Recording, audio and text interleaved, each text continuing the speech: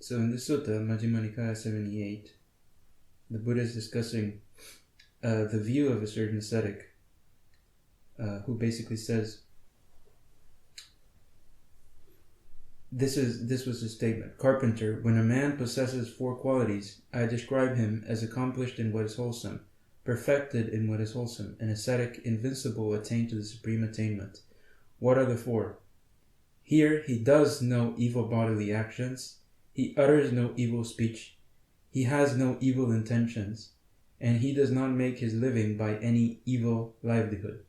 When a man possesses these 4 qualities, I describe him as accomplished in what is wholesome, perfected in what is wholesome, as an ascetic, invincible, attained to the supreme attainment. That was the statement of this ascetic, and then the Buddha replied to it with, if that were so, then a young tender infant lying prone is accomplished in what is wholesome, perfected in what is wholesome, an ascetic, invincible, attained to the supreme attainment, according to the wanderer Uggamana's statement. For a young tender infant lying prone does not even have the notion body, so how should he do an evil bodily action beyond mere wriggling? A young tender infant lying prone does not even have the notion speech, so how should he utter evil speech beyond mere whining? A young tender infant lying prone does not even have the notion intention, so how should he have evil intentions beyond mere sulking? A young tender infant lying prone does not even have the notion livelihood, so how should he make his living by evil livelihood beyond being suckled at his mother's breast? If that were so, Carpenter, then a young tender infant lying prone is accomplished in what is wholesome. And so the Buddha is basically refuting here the idea that just because you don't do stuff externally, that doesn't mean that you are already accomplished in wholesome. And then further on, he says, what are unwholesome? He goes on to define what are the actual unwholesome habits, and he says they are unwholesome bodily actions, unwholesome verbal actions, and evil livelihood. But then he describes, what do these unwholesome habits originate from? And he says, they should be said to originate from mind. What mind? Though mind is multiple, varied, and of different aspects, there is mind affected by lust, by aversion, and by muddledness or delusion. Unwholesome habits originate from this. And then how does he define wholesome habits? He says, they should also be said to originate from mind. Though mind is multiple, varied, and of different aspects, there is mind not affected by lust, by aversion, or by delusion. Wholesome habits originate from this. So, the idea here is that even though a person might not be outwardly performing any of the unwholesome actions, like that tender infant, for example, wholesomeness doesn't depend on that. It depends on the mind. So that tender infant, even though he's not doing anything, his mind has the underlying tendency to lust, aversion, and delusion, even though it's not being outwardly expressed in these coarse ways. So that leads us then to the point of what is wholesome and unwholesome. Like,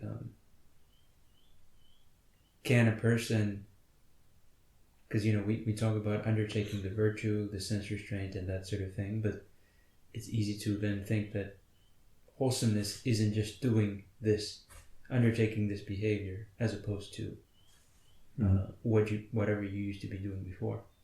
So how can you know then that your behavior is not just emulating the behavior of an arahant, but is actually matching it on that level that matters, that it's actually developing your mind? Because that's what wholesome is. So how can you know whether your actions by body, speech, and mind are wholesome?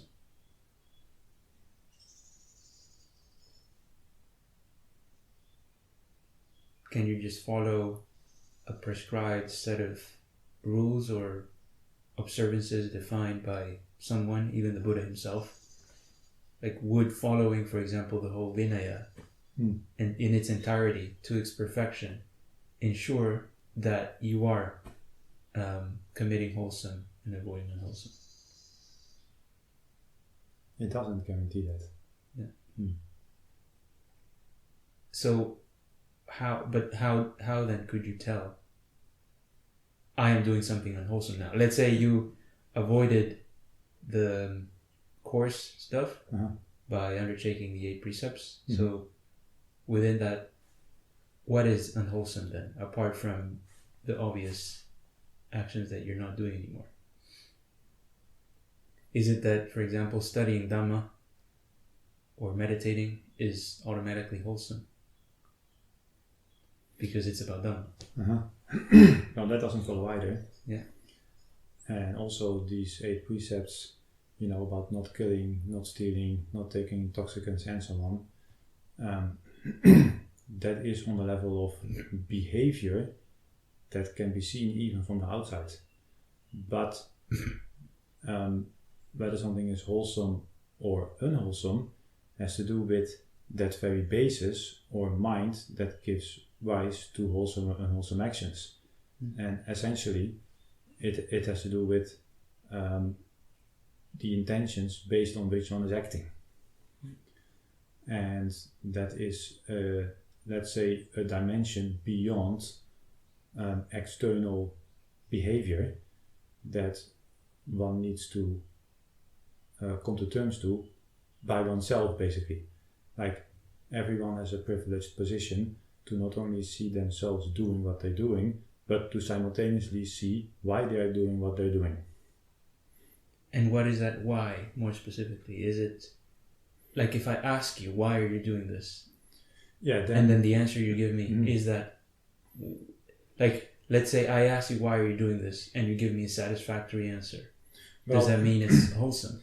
No, because somebody can still, so reasons and arguments here could still be like, well, the weather was nice, so I decided to do it, or which might be a reason, but that is not where the intentions are. So, for example, if one is acting out of one of the 5 hindrances, that would be unwholesome. Just to give an indication. Or more generally, greed, hatred, and delusion, to the extent that one has understood greed, hatred, and delusion, one should refrain from acting out of that. So it would depend on understanding those things and keeping them in mind. So then, do those 5 hindrances have specific places where they arise, like only here I'm going to experience this? Like would they arise only in specific contexts, basically? Would the 5 hindrances only arise in specific contexts? What do you mean by arise in this case? Like, taking the hindrances not as instances of acting out, but as the underlying tendency? Yeah, just colloquially speaking, or you could take it as greed, aversion, and delusion. Is it something that only comes up in specific instances or specific situations?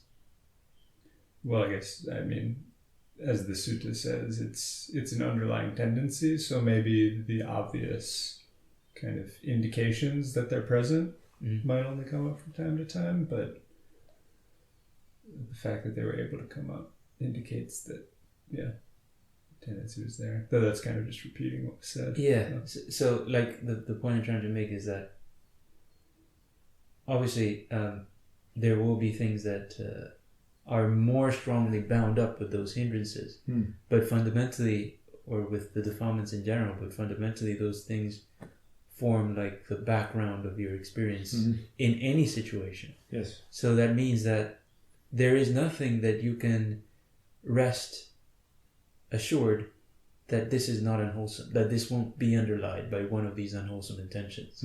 Like that's why I mentioned dhammā, for example. Many people might not necessarily realize that things like studying dhammā or meditating or making effort towards the practice can be underlined by those same intentions, which means by those same unwholesome intentions of longing, aversion, indolence, restlessness, anxiety, doubt. And that's what makes it unwholesome. Yes. Not because like this is about Dhamma and this other thing is about mundane stuff, then this is wholesome and this is unwholesome. It's anything that is underlined by that mental state, anything that is underlined by a mind that that craves, really, like for anything. It doesn't matter what it is. For or against. Yeah, for or against. That is unwholesome because of that, not because of the kind of properties of how you describe what you're doing. So that means that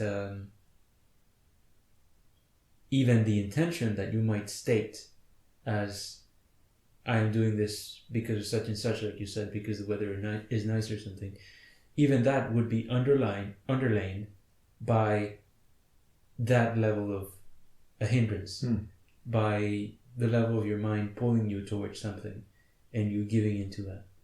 And that's what makes it doesn't matter what, it might even be like, I don't know, doing something that the Buddha himself told you to do, or like the most wholesome kind of activity you could imagine. Even then, you would be increasing, you would be going in the direction of unwholesome if your mind at that time is underlain by these states and you're proliferating them. So that means that then the kind of carefulness that has to be employed is not on the level of the usual, when monks would really try really hard to protect the Vinaya, for example, it would be kind of directed almost outwardly, like the external properties of how I do this, when I do it, like in what condition this is appropriate and in what condition is it not appropriate. And then basically all that means is that you would never be able to be free from doubt in regard to your own virtue and in regard to your wholesomeness and unwholesomeness, because somebody else may come along and say, no, that in that context you shouldn't have done this, you should have done something else. So then at any point that could be undermined by something that you didn't know. Like if virtue depended on like making the right choice in that external sense, at any point, like it could be proven, what you did could be proven wrong.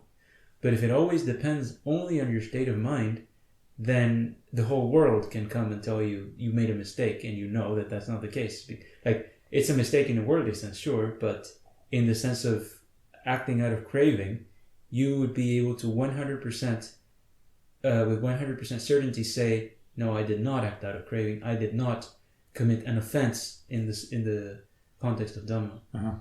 So that's what the kind of accomplishment in virtue that a person should develop, and that's really what like stream entry is. It's the ability to have that perfect certainty of wholesome and unwholesome, and most importantly, with regard to virtue, like because your virtue doesn't depend anymore on the things that on the world or on anything that was predefined. It doesn't even depend on your information that you gain from the Dhamma, like the rules that you learned or the habits that you developed. It depends only on knowing what is your state of mind and then not acting out of that. Yeah. So even the worldly consequences of those actions, they might turn out to be somewhat unfortunate. Yeah. And people might criticize someone for that. But that is then understood as, okay, that's unfortunate, but that is not what constitutes a fault in terms of Dhamma. Yeah. So then exactly. You it's basically essential to abandon the view that good actions will result in happiness in that immediate sense. Like if I do something good, it should, result in good consequences, because, well, if you don't have the right view, you don't know what the right type of happiness is to begin with. So the happiness that you would expect to come from your actions is still going to be on the external level. Like you would expect, pain not to come to you. But really the happiness that necessarily comes from virtue is the happiness of not being bothered, even if bad things happen. So that's a different thing. That's the blamelessness Yeah. of the accomplishment of virtue. Yeah. Yeah. So, Can I ask a question? Maybe it's a little bit like of a step back, but just to clarify, like, let's say like someone just learn about the 8 precepts, respect them, like he's practicing sense restraint, and then he's like learning about the Dharma, and he tries his best to go in that direction. And then he's also asking this question like, why am I doing that? But then like the answer is not like so clear for him, like about is it wholesome or is it unwholesome? Like even if he's asking himself like generally like, is it like actually wholesome what I'm doing? He's not like 100% sure. Like, is there a way to actually be sure that what he's doing is wholesome or is it unwholesome? Yeah, well, the only way to be sure would be to see the signs of the mind, which is basically the kind of it's inextricably linked with the right view, like being able to see the domain of your mind where greed, aversion, and delusion is. Like being able to see that clearly would mean that nobody can tell you. It works both ways. Nobody can tell you that what you did was unwholesome when it was wholesome, and at the same time, when you're doing something unwholesome, you wouldn't need any sort of external confirmation or somebody else to tell you, yes, it was unwholesome. You would know for yourself. So the doubt that a person might have is not because like they haven't like learned enough in that kind of external sense, or they haven't like gained enough experience or something like that. It's more like in their own mind there is this they have not developed the discernment of that domain, even though it's already there. Like it's not like greed, aversion, delusion is not there if you're not thinking about it. It is there. It's just that until a person gains that discernment, then everywhere that they might be looking won't be that place where greed, aversion, and delusion is. So then that's why they would experience doubt.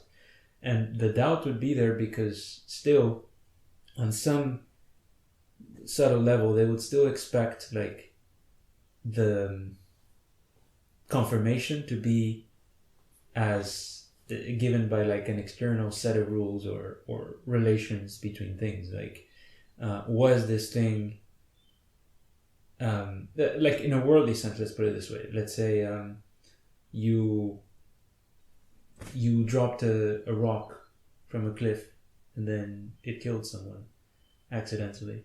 That one of the examples we were discussing recently. And then you would have doubt like, oh, but I shouldn't have done that because...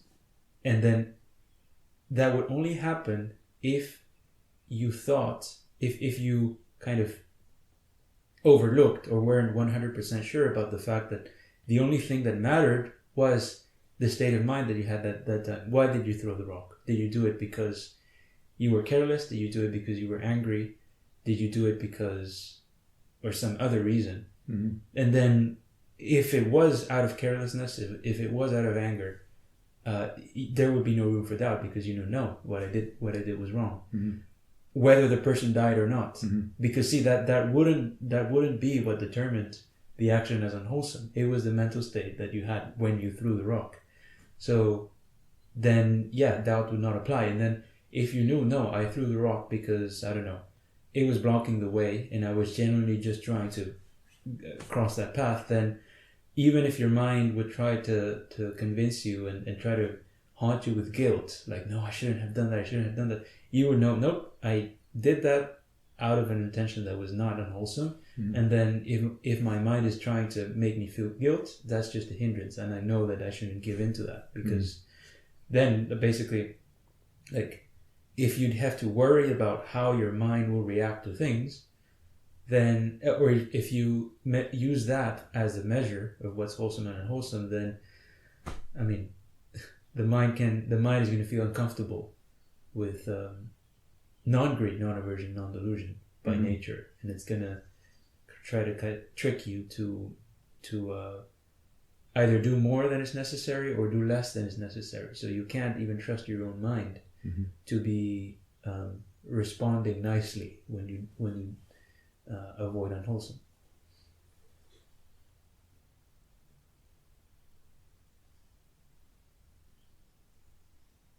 So you could think of it as like if you have a child, and the child might be throwing tantrums every now and then, and your goal is to teach that child not to do that, to behave properly. Mm-hmm. So the problem is not when you let the problem is not that the child wants to go to the park, for example. The problem is that the child is throwing a tantrum for you to let him go to the park.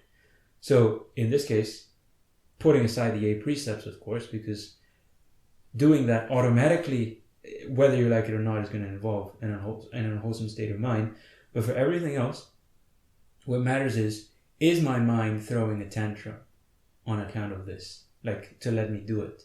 If I do give in, I am feeding and promoting that bad habit of the mind. You mean if the parent throws a tantrum when the child is? No. If the child throws a tantrum, yes, and then the parent lets him have what he wants. Oh, I see. As a result of the tantrum. Like the child is the mind and you are the parent, let's say. Okay, I see. So then that is what makes something unwholesome. It's like the tantrum that the mind was throwing, giving into that and promoting that sort of behavior is what's making you liable to suffering in the future, because something will come along, some situation will come along that either, as the First Noble Truth would say, you will be either united with what you don't like or separated from what you like. And then the mind will be throwing a tantrum on account of that. Why? Because in the past, whenever something similar happened, like you let it act out either towards pleasure or away from pain. So in the future, when pleasure comes, that sort of habit that you've been building up is going to be greater by that much, by the amount that you've been building it. So it's unwholesome because it's increasing your own liability to suffering, not because of some other kind of external definition of what the Buddha said unwholesome is. It's because it is making you factually and genuinely liable to the habits of your own mind. That's what undermines your safety, basically, because like the world is not in your control. Things can happen that you don't expect, and then if your mind depends on having the world be a certain way because you have been allowing it to increase that dependency through these actions, like when pleasure comes you need to seek it, and when pain comes you need to run away from it, then that's how much you will be suffering when the world keeps doing what it does. So it's not the fault of the world, it's the fact that you have been training your mind to in the opposite of the right direction. That was your being, Jenny. Or that is your being. Yeah. That's going to be like underlying your, like you once you have built that up, you can't choose to get out of it. That is your reality now. You have a mind that has these habits, and then you have to undo it, kind of indirectly. You never will be able to just lock the child up and say, no, you can't do anything anymore. No, you can't. So how to then undo that? Like one finds oneself already with certain habits, and now there comes the realization that's not in my welfare. So from now on, I shouldn't give in to those habits, but they still arise. Yeah. So, well, with the same example, like you have a child that that's throwing a tantrum to go to the park, but it's not throwing a tantrum to, I don't know, have his dinner. Like he's still crying. He's still crying about the park. But if you say no, now you're not gonna have dinner. You're not gonna have anything. You're gonna lock it up in the room with dark windows and that will be a punishment of some sort. That's not gonna be training it No. to really kind of get rid of that habit. So what you have to do is recognize, even if I choose not to do anything, that will be my choice. Like if in trying to restrain my unwholesome habits, I go too far in the direction of no, now I won't do anything. Well, that's not going to be, like, you're going to be doing that out of the same kind of aversion to the situation. So what you had to do is recognize, no, I can do everything else except the thing that the mind is craving for. Everything else, obviously, without breaking the 8 precepts. So, and then it becomes very clear, like, you don't need some specific definition of what to do. All you need to know is what you shouldn't do. That's all that matters. Like, don't give in to this pull, to this pressure while it's there, and everything else you can do. So if you have sensual thoughts in your mind, for example, that doesn't mean that you need to, like, again, close everything and lock yourself up or get in a concentration state. So to free yourself from that, it means you can think about anything. You can think about, I don't know, what you have to do tomorrow or something, like, but as long as it's not fueling the same lust that's there, and if you keep up with that practice, you're going to see actually there's always a lot of space. Whenever an unwholesome state is there, there's always a lot of space for you to do other things that are not going to be rooted in that. So it's just, but in the beginning, because the mind starts out, as we said, with that habit of being absorbed in greed, aversion, and delusion, then it's going to feel like, no, like it's the only thing you have in your experience, that you can't do anything else. But really, there's always infinite amount of things like that on that occasion would be sort of independent of the pressure. Yeah, it's so you have to see it as like, how can I act in, not like how can I stop myself from doing anything, but how can I act in a way that is parallel to the feeling that is there.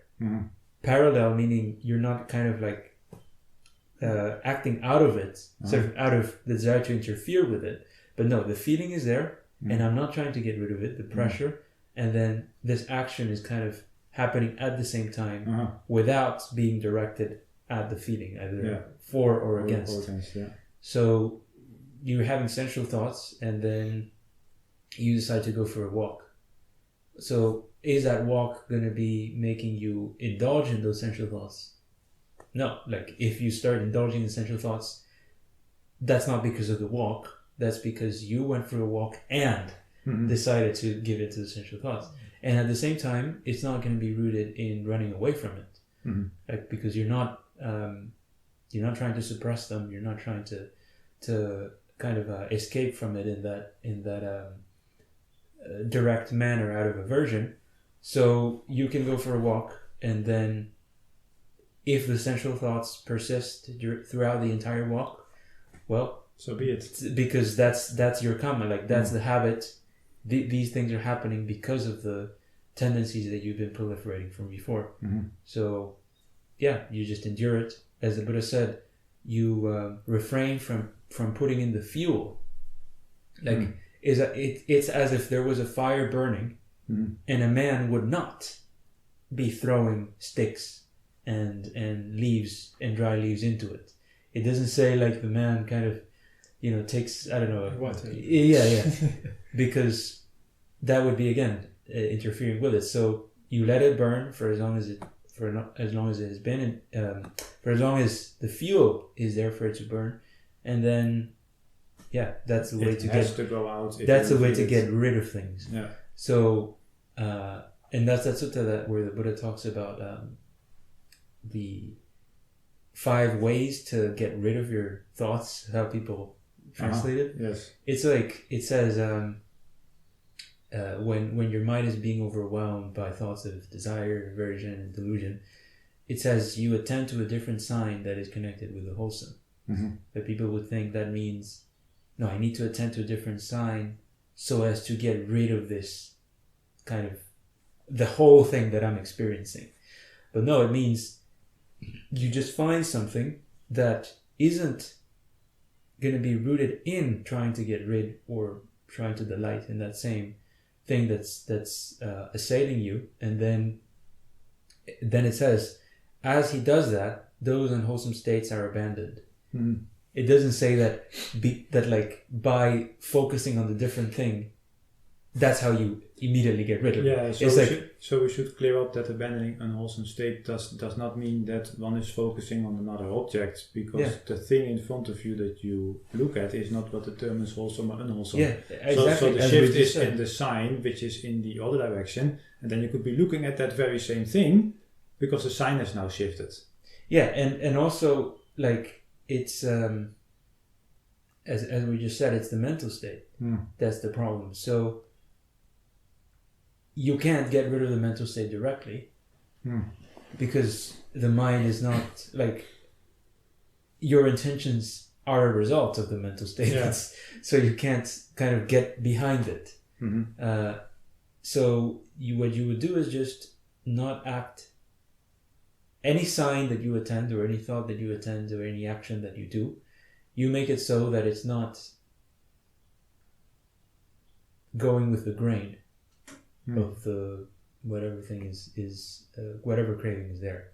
And then indirectly, by not providing the fuel, those thoughts would cease because you're not, it's like the Buddha described it also as when flies are buzzing around you, that has to be because there's some kind of smell that's attracting them. So you remove the rotten meat and they might still be kind of going around because like they came, there's still some lingering smell, let's say. But if you genuinely took away the meat or whatever it was, eventually they're going to leave. They'll have to go, yeah. So, but if you then concern yourself with, swatting away the flies, and you're not actually removing the origin of the problem, then you're going to maybe kill those specific flies, but then there's always going to be more. Yeah. So that is the first thing that the Buddha says, like attend to a different sign. Yeah. But then he discusses 4 other ways in which one can deal with these thoughts as well. Yeah. So all of them would be kind of within that first one. You find, like, you don't even need to think of it as like, oh, I'm meditating and then have my eyes closed and then I have this thought and then I find another thought. It's just throughout your entire life. Like, I have some unwholesome state arising and I simply make sure that I don't go in that direction specifically. I can go everywhere else except in that direction. And then that brings us to another point, like the wholesome, as the sutta just defined, it said, it didn't say that the wholesomeness is the mind of, outwardly renouncing things or outwardly having loving kindness and outwardly having wisdom. It said the wholesome mind is the mind of non-lust, non-aversion, and non-delusion. So it doesn't mean like, in order to not be deluded, I need to go and start reading Dhammā or start contemplating Dhammā because otherwise I'm deluded. Or I need to give things physically, like give up my everything, all my possessions because otherwise I have lust.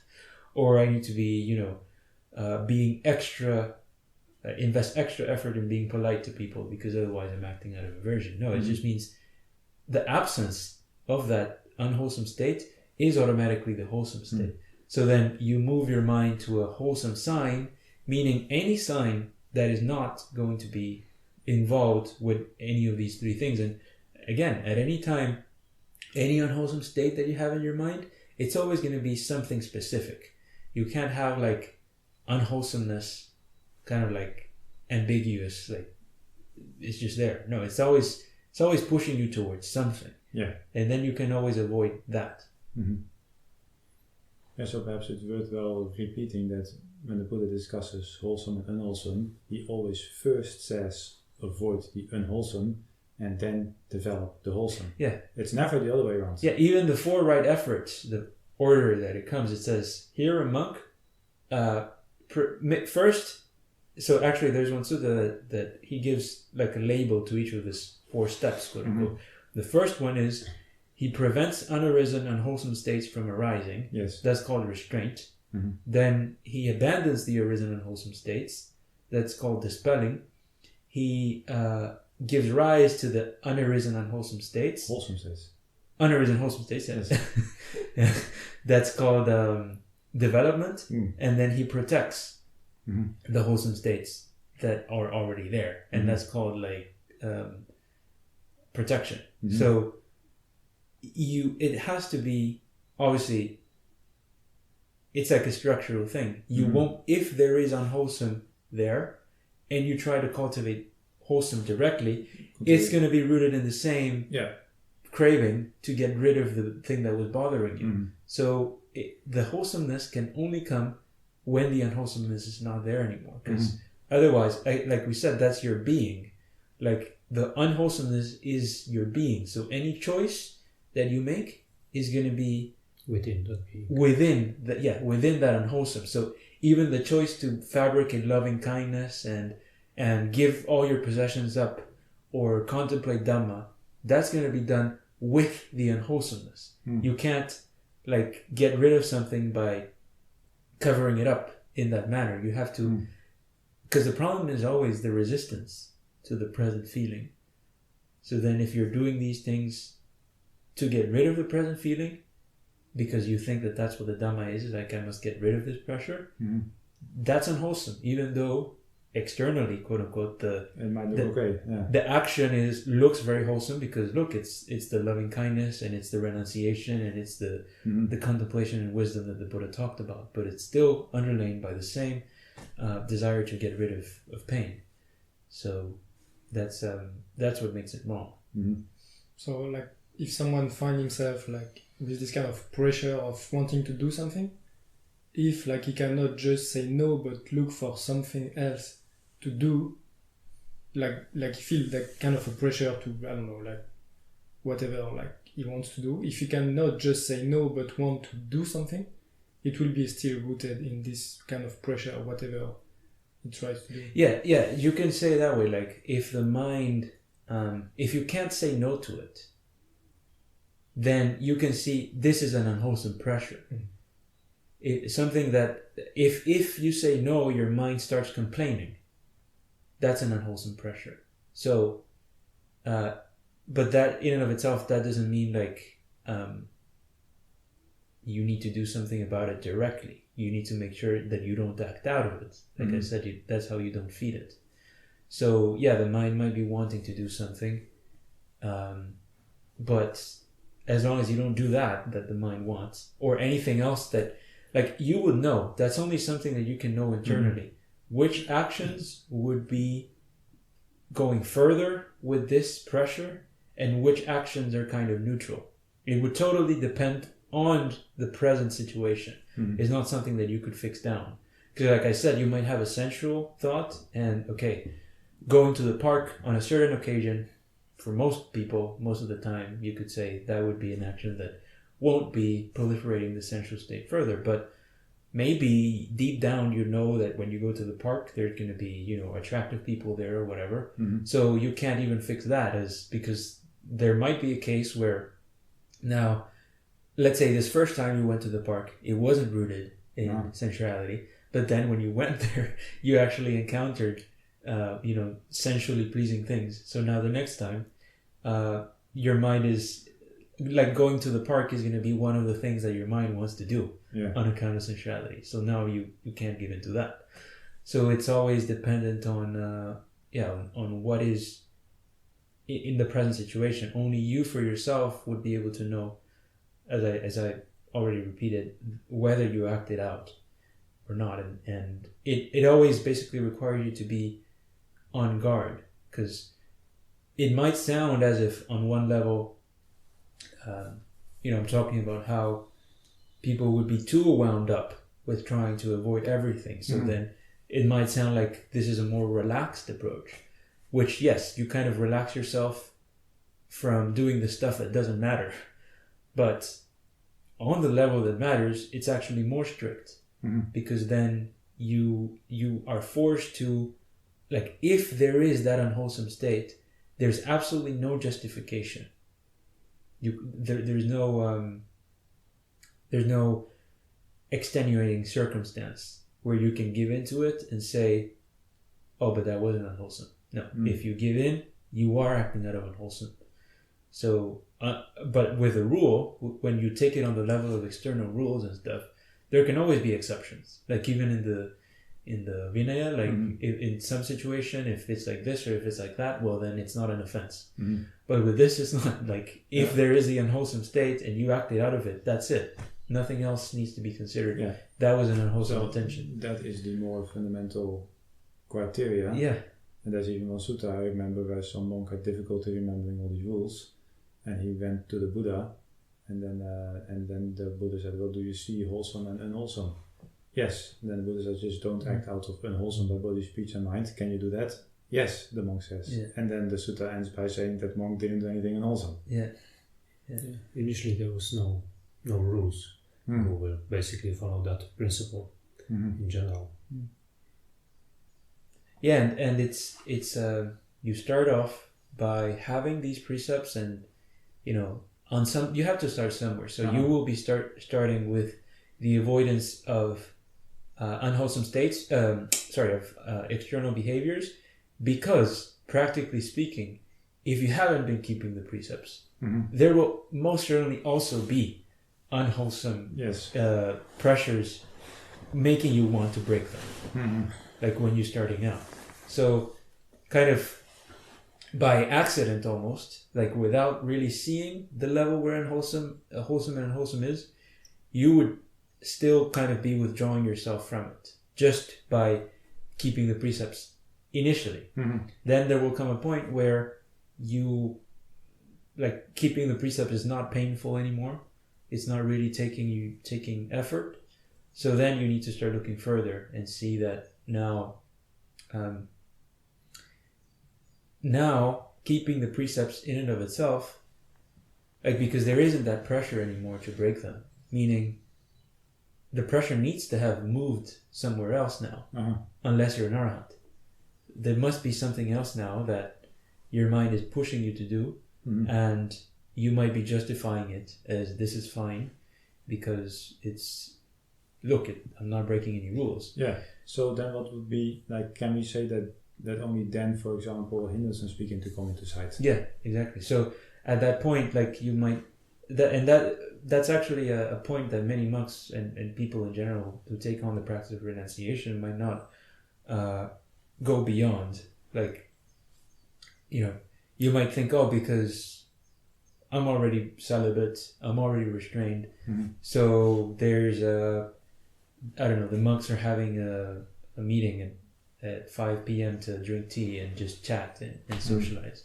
And you would think, well, all of us are, celibate, living in this community. We don't talk about unwholesome things. We don't talk about sensuality, but, But you could go there out of the desire to delight in company, for example, which is a more subtle form of unwholesome. Yeah, so then it would be unwholesome, even if everyone is perfectly well behaved and stuff.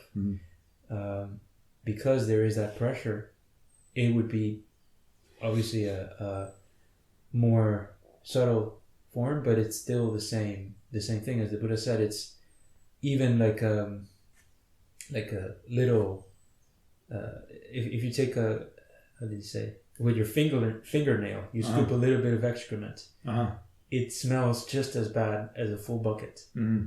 So even these very subtle things, you can't justify them, because it's like, just by doing that would already prevent you from the basic sotapatti. Like, sotapatti is knowing wholesome as wholesome and unwholesome as unwholesome. Yes. So then by doing these things, you're basically, like, not even trying to look further, by seeing, well, there's more to that principle of wholesome and unwholesome that I'm not seeing.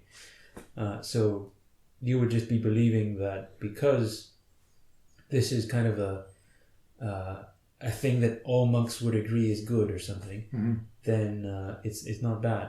So, but that's not really developing the.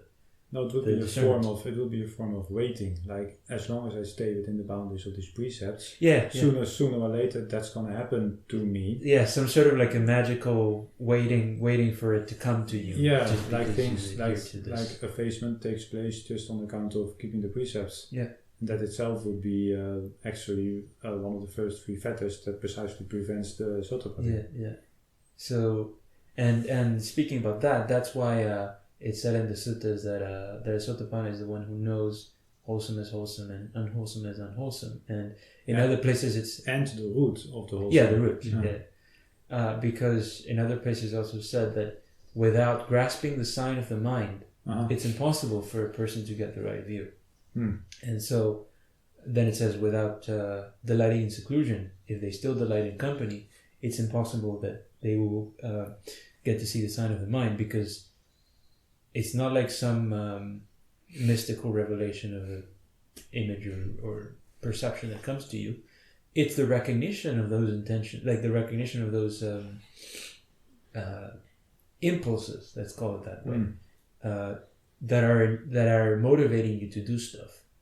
A Sotapanna is, or a person gains Sotapatti by being able to see those intentions and then, or those background states, and then that's where you get to see the Four Noble Truths. When the suttas say, he sees as it is, what is suffering, what is the origin of suffering, what is the cessation of suffering, where is the path leading to the cessation of suffering.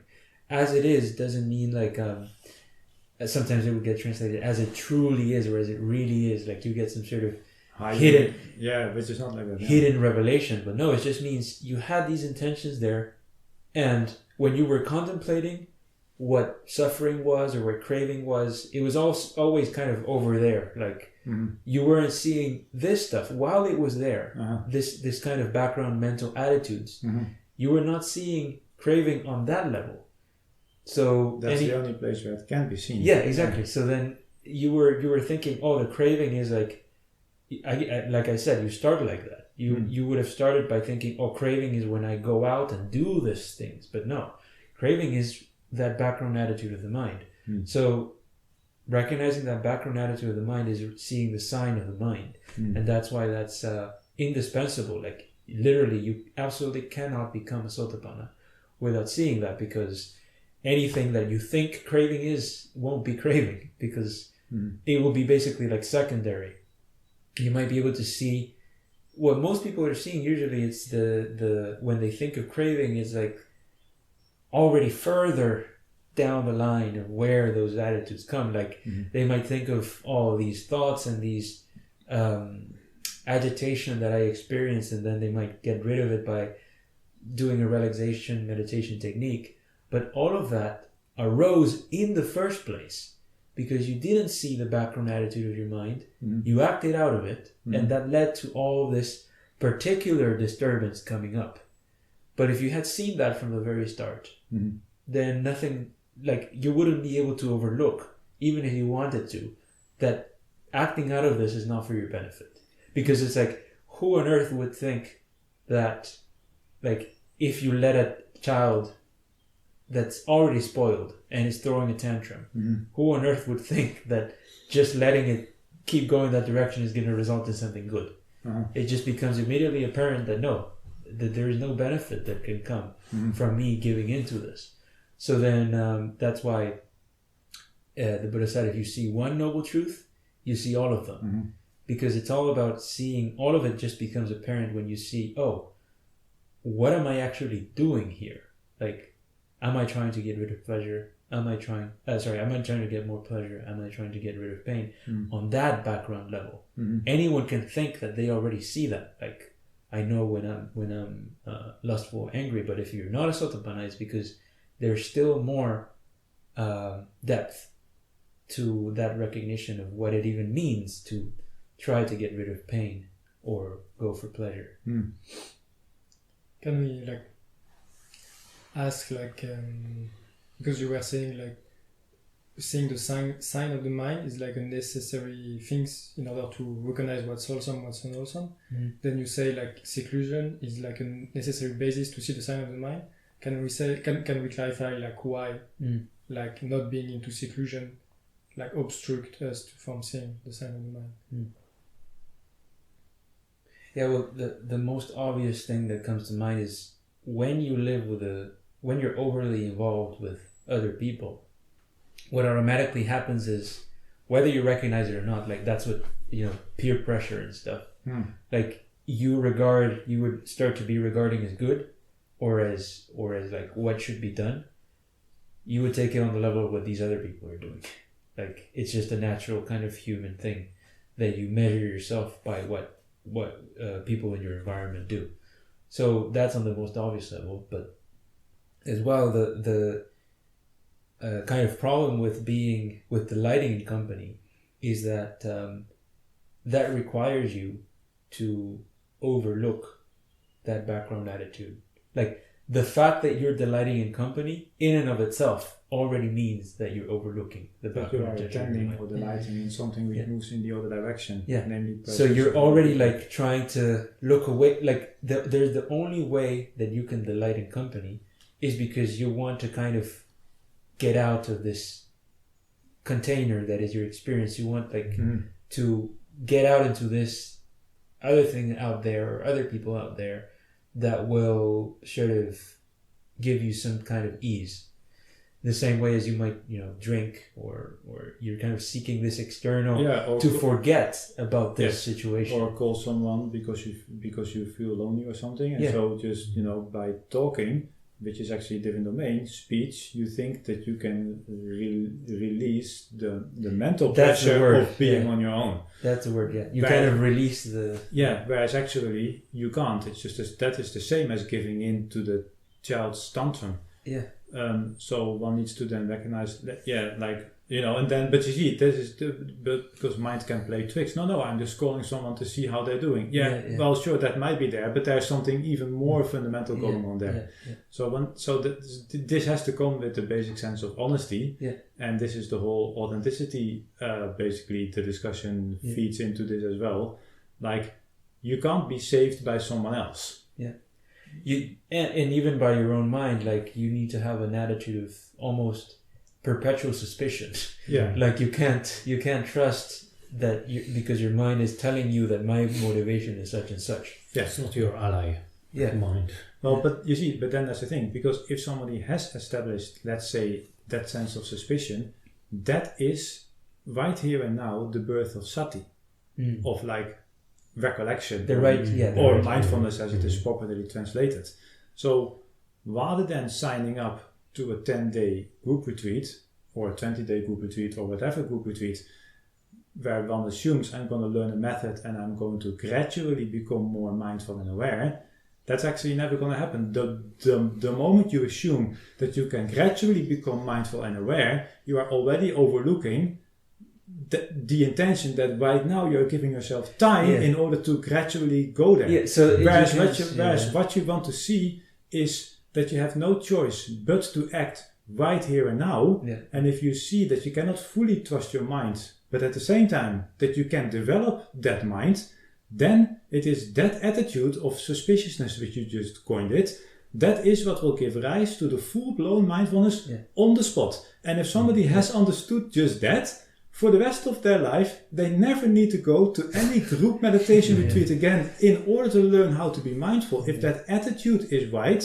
but see the consequences of this. You will have freed yourself from this whole religious spiritual circus of accumulating this, that and the other in order to gradually gain what you think is wholesome, and it's never going to happen. But the problem is, that comes with a burden now, because when you go to the retreat or wherever it might be, like it might be difficult in the external sense, like, you have to sit for 15 hours a day or whatever, but nothing. Even the torture, literal physical torture, like the ascetics back in the Buddha's day, they could sleep on beds made of nails and stuff, but nothing is more unpleasant in that kind of deeply unsettling sense than questioning your own mind, like not going with the grain when it's that tantrum is there and not going with it.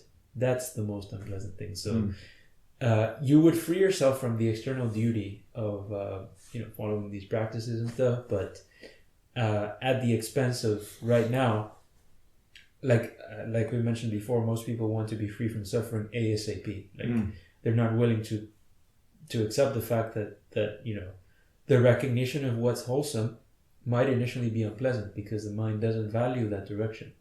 So, but see that would free you, but that's not it doesn't come for free, and it certainly doesn't go in the same direction that you're used to. So you're gonna have to kind of break, and when you break, there's always that, and it leaves you very much like, on your own in it. So you're fully responsible, and that can be overwhelming as well for people. To the extent that you were depending on external safety, this is gonna feel unpleasant, because it's kind of suddenly like sweeps the floor that you were sitting on, sweeps it out. Pulls the rug. Yeah. But it's not going to stay unpleasant. Yeah, of course. Yeah. So someone needs to understand that it might be, let's say, somewhat of a bitter pill to swallow in the beginning, but when that sort of right effort is put in, then it's not going to stay unpleasant like that.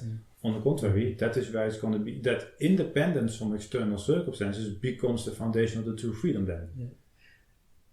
And that's how it ties in with the authenticity. That's why authenticity is indispensable for any progress in Dhamma, because if you are not willing to always question your mental states and question that it doesn't matter how right it feels for you to be doing X, Y, or Z, there still might be greed, aversion, delusion in it. If you're not willing to take that on, then which is what authenticity is, then you will be justifying non-Dhamma as Dhamma. You will be justifying greed, aversion, delusion as non-greed, non-aversion, and non-delusion. Or at least certainly you will not know it for sure for what it is. You might, as it said in the sutta, you might I don't do anything bad, but as the Buddha defined, that's not because the baby also doesn't do anything bad. Yeah. So that in and of itself, that's not it. So only with that authenticity, you become able to recognize again these. Well, you can at least have the openness to question yourself. Doesn't mean that you will see things immediately, but you will at least be having again that suspiciousness that I mentioned. Like whatever you think is wholesome, you don't take it for granted, because if you know what is wholesome, you should be free from suffering right now. Yeah. Not like I know what's wholesome and then somehow later on that gives me some result. Knowing what's wholesome frees you from suffering. In the same way, knowing the escape from suffering frees you from suffering. Not like I know the escape, then I do something, and then I get the escape. Understanding wholesome as right view really is where the freedom is. Not right knowledge leads to right liberation.